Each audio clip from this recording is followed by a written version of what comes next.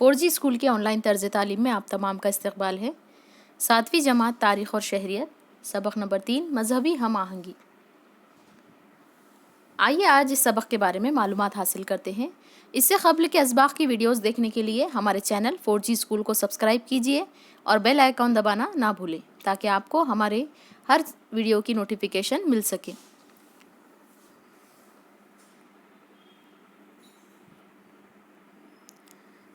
مذہبی ہم آہنگی یعنی ہندوستان میں جتنے بھی مذہب ہیں ان تمام مذہبوں کو اپنے مذہب کی تبلیغ کرنے کی جو آزادی دی گئی ہے اسے مذہبی ہم آہنگی کہا جاتا ہے۔ زبان اور مذہب کی رنگا رنگی بھارتی سماج کی اہم خصوصیت ہے۔ اس خصوصیت کو سامنے رکھتے ہوئے ہمارے ملک کے دستور نے مذہبی ہم آہنگی کے اصول کو اپنایا ہے۔ عہد وسطیٰ کی بھارت کی سماجی زندگی میں بھی اسی اصول کو بنیاد بنا کر مذہبی ہم آہنگی قائم کرنے کی کوششیں کی گئی تھیں۔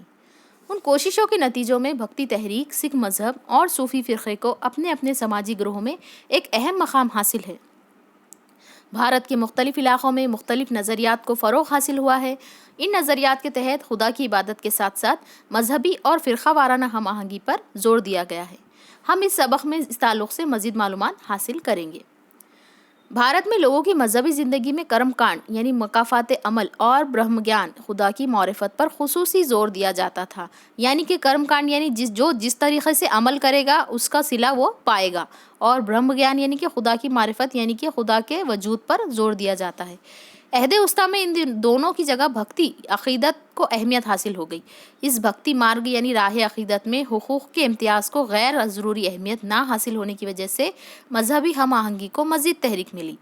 بھارت کے مختلف صوبوں میں مقامی حالات کے مطابق عقیدت پر مبنی فرقے نظر آتے ہیں۔ ان فرقوں نے روایتی سنسکرت کی بجائے عوامی زبان کا استعمال کیا، جس کی وجہ سے ان مذہبی تحریکات نے علاقائی زبانوں کے فروغ میں معاونت کی۔ آئیے اب دیکھتے ہیں بھکتی تحریک یعنی کیا۔ مانا جاتا ہے کہ بھکتی تحریک کا آغاز جنوبی بھارت سے ہوا۔ اس علاقے میں نارائنا اور الوار جیسی بھکتی تحریکوں کو عروج حاصل ہوا۔ نائنار بھگوان شیو سے عقیدت رکھتے تھے، جبکہ الوار بھگوان وشنو کے عقیدت مند تھے۔ یہ تسلیم کر کے شیو اور وشنو دونوں ہی ایک ہی ہیں، ان میں یکسانیت بتانے کی کوشش بھی کی گئی۔ بڑی تعداد میں ہری ہر کی مورتیاں بھی تیار کی گئی، جن میں آدھا جسم شیو کا تھا اور آدھا وشنو کا، ایسا بتایا جاتا ہے۔ ان بھکتی تحریکوں میں سماج کے ہر طبقے کے لوگ شامل تھے۔ ان تحریکوں نے خدا سے محبت، انسانیت، ترحم، مہربانی جیسی اقدار کی تعلیمات دی۔ جنوبی بھارت میں رامانج اور دیگر مذہبی پیشواؤں نے بھی بھکتی تحریکوں کو مضبوطی عطا کی۔ ان کا ماننا تھا کہ خدا سب کے لیے ہے، وہ کسی بھی طرح کا بھید بھاؤ نہیں کرتا۔ شمالی بھارت میں بھی رامانج کی تعلیمات کا بہت اثر پڑا ہے۔ شمالی بھارت میں سنت رامانند نے لوگوں کو بھکتی کی اہمیت بتائی۔ سنت کبیر بھکتی تحریک کے ایک نمایاں سنت تھے۔ انہوں نے زیارت گاہوں، ورت، مورتی پوجا وغیرہ جیسی رسموں کو اہمیت نہیں دی۔ انہوں نے سچائی یعنی حق کو ہی خدا مانا، سب انسان ایک ہیں کی تعلیم دی۔ ان کے نزدیک فرقہ بندی، مذہبی تفرقہ اور ذات پات کی کوئی اہمیت نہیں تھی۔ انہیں ہندو مسلم اتحاد مطلوب تھا، اسی لیے انہوں نے ان دونوں مذاہب کے شدت پسندوں کو سخت الفاظ میں آڑے ہاتھوں لیا۔ بنگال میں چیتنیہ مہا پربھو نے کرشن سے عقیدت یعنی کرشن بھکتی کی اہمیت بتائی۔ ان کی تعلیمات کی وجہ سے لوگ ذات پات اور فرقوں کے سرحد سے آگے نکل کر بھکتی تحریک میں شامل ہوئے۔ چیتنیہ مہا پربھو کے زیر اثر آسام میں شنکر دیو نے کرشن بھکتی کی تبلیغ کی۔ گجرات میں سنت نرسنگھ مہتا مشہور وشنو سنت ہو گزرے۔ وہ کرشن کے عقیدت مند تھے۔ انہوں نے مساوات کا درس دیا اور انہیں گجراتی زبان کا پہلا شاعر تسلیم کیا جاتا ہے۔ یعنی کہ دیکھیے، ہم آپ کو ہمیشہ کہتے ہیں کہ ہماری تمام ویڈیوز آپ شروع سے آخر تک پوری مکمل دیکھیے، آپ کو سوال جواب حل کرنے میں بہت آسانی ہوگی، کیونکہ جہاں کہیں امپورٹنٹ پوائنٹ آتا ہے ہم آپ کو وہ واضح کرتے ہیں۔ جیسے کہ یہاں پر دیکھیے، گجراتی زبان کا پہلا شاعر کون ہے؟ گجراتی زبان کا پہلا شاعر سنت نرسنگھ مہتا، یہ ہے، ان کا یہاں پر ذکر ہے۔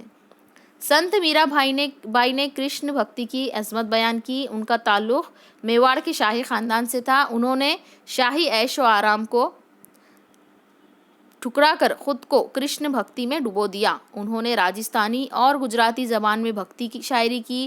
ان کے بھکتی گیت عقیدت، صبر و تحمل اور انسانیت کا درس دیتے ہیں۔ سنت روہیداس ایک عظیم سنت تھے، انہوں نے مساوات اور انسانیت کا پیغام دیا۔ سنت سینا بھی ایک بڑے بااثر سنت ہو گزرے ہیں۔ ہندی ادب کے عظیم شاعر سنت سورداس نے سور ساگر نامی نظم لکھی۔ کرشن سے عقیدت ان کی نظم کا مرکزی موضوع ہے۔ مسلم صوفی سنت رس خان کے لکھے ہوئے کرشن بھکتی پر مبنی گیتوں میں نغمگی ملتی ہے۔ سنت تلسی داس کی لکھی ہوئی رام چرت مانس میں رام بھکتی کا خوبصورت اظہار ملتا ہے۔ کرناٹک میں بسویشور نے لنگایت نظریے کی تبلیغ کی۔ انہوں نے ذات پات کی سخت مخالفت کی اور محنت کشی کی عظمت کو اجاگر کیا۔ کائے کوے کیلاس ان کے مشہور مواعظ ہیں، جس کا مفہوم محنت ہی بھگوان شیو کا مسکن ہوتا ہے۔ انہوں نے اپنی تحریک میں خواتین کو بھی شامل کیا۔ انوبھو منٹ نامی اجلاس گاہ میں انہوں نے مذہبی بحثوں میں ہر ذات کے مرد عورت کو شامل کیا۔ انہوں نے عوامی زبان کنڑ میں ناصحانہ ادب کے وسیلے سے اپنی تعلیمات کو عام کیا۔ ان کے کاموں کا سماج پر بہت اچھا اثر پڑا ہے۔ بسویشور پیروکار نے مراٹھی زبان میں بھی کتابیں تحریریں کی ہیں، جن میں منمت سوامی کی تحریر کردہ کتاب پرم رہسیہ مشہور ہے۔ کرناٹک میں پمپ پرندر داس وغیرہ عظیم سنت ہو گزرے ہیں، جنہوں نے کنڑ زبان میں بھکتی پر مبنی شاعری کی ہے۔ مہانوبھاو فرقہ 13ویں صدی عیسوی میں چکردھر سوامی نے مہاراشٹر میں مہانوبھاو فرقے کی بنیاد ڈالی۔ یہ فرقہ کرشن بھکتی کو عام کرنے والا فرقہ ہے۔ شری گووند پربھو چکردھر سوامی کے استاد تھے۔ چکردھر سوامی کے شاگردوں میں ہر ذات کے مرد عورت شامل تھے۔ وہ مساوات کے حامی تھے۔ وہ پورے مہاراشٹر میں گھوم گھوم کر مراٹھی زبان میں لوگوں تک پیغام پہنچایا کرتے تھے۔ انہوں نے سنسکرت کی بجائے مراٹھی کو ترجیح دی، جس کی وجہ سے مراٹھی زبان کو فروغ حاصل ہوا۔ یہ دیکھیے چکردھر سوامی کی تصویر ہے، یہاں ان کے آنے کے بعد سے مراٹھی زبان کو فروغ حاصل ہوا۔ اس زبان میں بہت سی کتابیں بھی لکھی گئی۔ مہاراشٹر میں اس فرقے کی تبلیغ خصوصی طور پر ودربھ اور مراٹھواڑہ میں ہوئی۔ ودربھ میں ردی پور اس فرقے کا مرکزی مقام تھا۔ اس کے علاوہ اس فرقے نے پنجاب اور افغانستان جیسے دور دراز علاقوں تک رسائی حاصل کی ہے۔ اب یہ آپ دیکھیے، آپ کی معلومات میں اضافے کے لیے دیا ہوا ہے۔ کیا آپ جانتے ہیں مہانوبھاو فرقے کے پیروکار کی کچھ اہم تخلیقات حسب ذیل ہیں؟ چکردھر سوامی کے کرامات پر مبنی مہائی بھٹ کی کتاب لیلا چرتر، پہلی مراٹھی شاعرہ مدمبا کی کتاب دھوڑے، کیشو باس کی لکھی ہوئی ستر پاٹ اور درشناتھ پاٹ، دامودر پنڈت کی چھاہرن، بھاسکر بھٹ بوریکر کی شیشو پال ودھ اور نریندر کی رکمنی سوئمبر، یہ کتابیں بہت اہمیت کی حامل ہیں۔ مہاراشٹر میں سنت ایک ناتھ کا لکھا ہوا ہندو اور مسلمانوں کے مابین مکالمہ مذہبی ہم آہنگی کے نقطہ نظر سے بہت اہم مانا جاتا ہے۔ سنت شیخ محمد کا مشہور وچن یعنی کہ قول شیخ محمد اویند تیاچے ہردوئی گووند ہم آہنگی کی عمدہ مثال ہے۔ اب دیکھیں گے ہم گرو نانک۔ گرو نانک سکھ مذہب کے بانی اور سکھوں کے اولین گرو تھے۔ مذہبی ہم آہنگی کے لیے ان کی کوششیں بہت ہی اہمیت کی حامل ہیں۔ انہوں نے ہندو اور مسلم زیارت گاہوں کے دورے کیے، وہ مکہ بھی گئے۔ یہ بات ان کے ذہن میں آئی کہ عقیدت کا ہر جذبہ یکساں ہوتا ہے۔ ان کی تعلیم تھی کہ سب لوگ یکساں سلوک کرنا چاہیے۔ ہندو اور مسلم میں اتحاد قائم کرنے کے لیے انہوں نے لوگوں کو پیغام دیا، اچھے اور اخلاق اور عادات پر کافی زور دیا۔ گرو نانک کی تعلیمات سے لوگ بہت متاثر ہوئے، ان کے پیروکار کی تعداد دن بدن بڑھنے لگی۔ ان کے پیروکار کو سکھ کہا جاتا ہے۔ گرو گرنتھ صاحب سکھوں کی مقدس کتاب ہے۔ اس کتاب میں خود گرو نانک، سنت نامدیو اور سنت کبیر کی تخلیقات شامل ہیں۔ گرو نانک کے بعد سکھوں کے مزید 9 گرو ہو گزرے ہیں۔ گرو گووند سنگھ سکھوں کے 10ویں گرو تھے۔ ان کے بعد سکھوں نے گرو گووند سنگھ کی ہدایت کے مطابق گرو گرنتھ صاحب کو ہی اپنا گرو تسلیم کرنا شروع کر دیا۔ آئیے اب دیکھتے ہیں صوفی تحریک۔ صوفی مسلمانوں کا ایک فرقہ ہے۔ خدا کو اپنی مخلوق سے بہت محبت ہے۔ صوفیہ اکرام کا یہ عقیدہ تھا کہ محبت اور عقیدت کے راستے پر چل کر ہی خدا تک پہنچا جا سکتا ہے۔ مخلوقات کے ساتھ محبت سے پیش آنا، مراقبہ کرنا یعنی خدا کی ذات پر غور و فکر کرنا، سادگی سے زندگی بسر کرنا وغیرہ صوفیہ اکرام کی تعلیمات تھیں۔ حضرت خواجہ معین الدین چشتی رحمۃ اللہ علیہ، حضرت نظام الدین اولیاء رحمۃ اللہ علیہ وغیرہ نہایت برگزیدہ صوفی ہو گزرے ہیں۔ सूफ़ी संतों की तालीमात की वजह से हिंदू और मुसलमानों में यकजहती पैदा हुई। भारतीय मौसीकी में सूफ़ी मौसीकी की रिवायत ने भी नहायत अहम किरदार अदा किया है। आम लोगों के लिए संतों के बताए हुए रास्ते भक्ति मार्ग पर चलना बहुत आसान था। तमाम मर्द औरतों को भक्ति तहरीकों में शमूलियत की इजाज़त थी। संतों ने अपनी तालीमात को आम करने के लिए अवामी ज़बान का इस्तेमाल किया। अवामी ज़बान के इस्तेमाल की वजह से आम लोगों को इसमें अपनायत महसूस हुई। भारतीय सकाफ़त की तश्कील में भक्ति तहरीक का एक बहुत बड़ा हिस्सा है।